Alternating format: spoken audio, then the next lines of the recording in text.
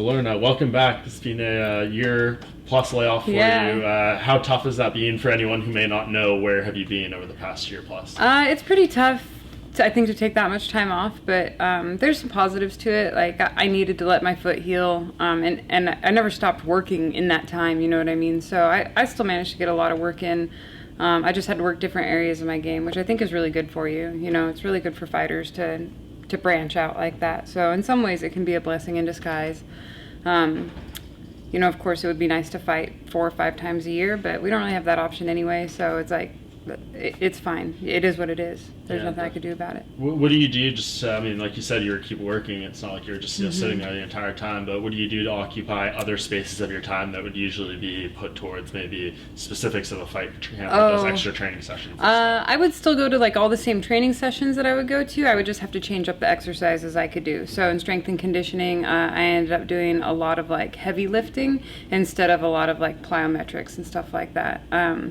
When I would go to wrestling classes, I would have to learn to shoot off my other foot. You know what I mean? I had to work more body lock stuff. Like in boxing, I would just go work more footwork, which even though it was my foot that was injured, I could work my footwork patterns slowly. And so that really helped drill some of those repetitions, like just a million times. When I couldn't do anything else, I could do certain footwork patterns over and over and over again. So it's not really that I had to take time off from doing any one particular piece of the puzzle, but I just had to kind of change it up a little bit, make the picture a little bit different, which I think is really good for you. So it wasn't wasted time at all. And there was a time when I thought I was going to fight on the Phoenix card, and I wasn't cleared by the doctor for that fight, so that's kind of too bad, but I was feeling fairly good. You know, it's just it was one of those things where it was like, you're close, but we just can't do it quite yet. Yeah, if you're going to take all that time off, might as well take a little more to make sure it's 100%. Right? What a shame it would have been to have gone into that fight feeling really good, and then maybe my body, just to protect my foot, I end up blowing my ACL. Sure. You know what I mean? Like, stuff like that could have just been a nightmare, and it's not really worth the risk, you know?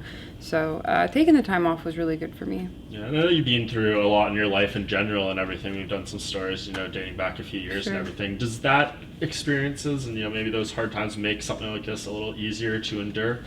I honestly think everybody's had kind of a tough life. Like, we all have stories we can tell about our lives, and I don't necessarily think mine is super special. I think I am a tough person, though, and I do believe that I'll be okay no matter what. Like, there's not really a lot that can break me down or break me at all. So I've been through some tough times. I've always bounced back from them, come out better on the other side, and this is not going to be any different. Yeah, has it been interesting, you know, having to be on the sidelines and watching the division evolve and, you know, seeing... Yeah, no? I like it. I love I love women's MMA. I've always been like a women's MMA fan, even before I was a fighter in the division. And I still like enjoy watching the fights, especially in the flyweight division. I think it's an awesome division. We have so many exciting fighters. All the matchups are good. Every time there's a matchup announced, particularly anywhere in the top 15, I'm like, oh, this is gonna be awesome.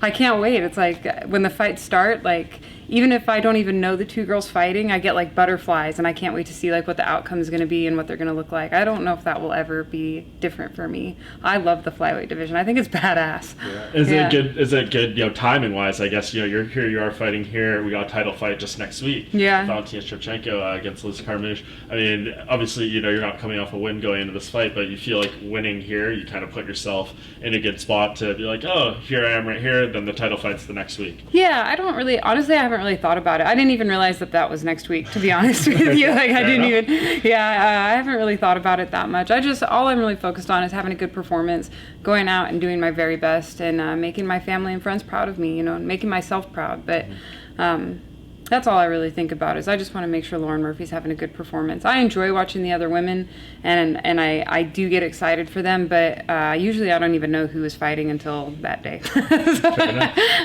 I mean, when you say, you know, you're trying to do your best performance, want to be the best Lauren Murphy, do you feel like we've seen that yet in the UFC, or do you feel like, you know, that performance you're really proud of, have you not? No, I think I've had some great performances. Even in some of my losses, I felt like I had really good performances. I think I beat Sarah McMahon. I think I beat Liz Carmouche. You know, those were super close fights. The fight with Chukagian was like this close. Like I was so close to winning that fight, and I feel like that was actually a really good performance for being short notice and some other things had happened too. But you know, those were all like learning lessons for me. My performance against Barb was probably the best I've ever had, and I'm looking forward to finding that sweet spot again, just kind of getting into a flow state and letting everything go, you know, letting it all hang out. What was the thought on this matchup when they came at you? I mean, I'm sure you're just, you know, you're willing to fight anyone. I imagine you're always willing to fight anyone, but, you know, was there any thoughts coming into this one? Or well, yeah, originally it was going to be last weekend, and so when Mick first texted me about it, he was like, do you want to fight Mara Barella on July 27th? And that's my birthday. So I was like, happy birthday to me, hell yeah, like let's do that.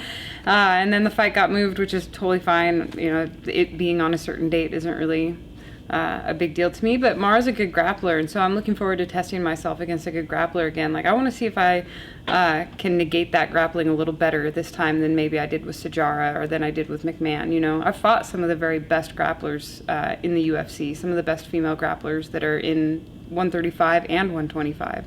So I think for me it's a good test. I'm not really afraid to fight any striker, but fighting grapplers has obviously been a challenge for me, and so I'm willing to just keep at it until I have success against a really good grappler. And I think Mara's a good chance for me to have that opportunity for success against a good grappler. Well, happy belated birthday. Do you push back the celebrations a week? I mean, what is the post-fight party planned for Saturday? Well, yeah, I think it's exciting. Like, I'm happy to be here. I want to go see New York City. You know, we're right across the river. I've never really seen it before. I've just kind of flown over it and stuff. So we're going to stay an extra day. It's my husband's birthday tomorrow. So, yeah, it's going to be a great weekend. And I'm just excited to be able to travel.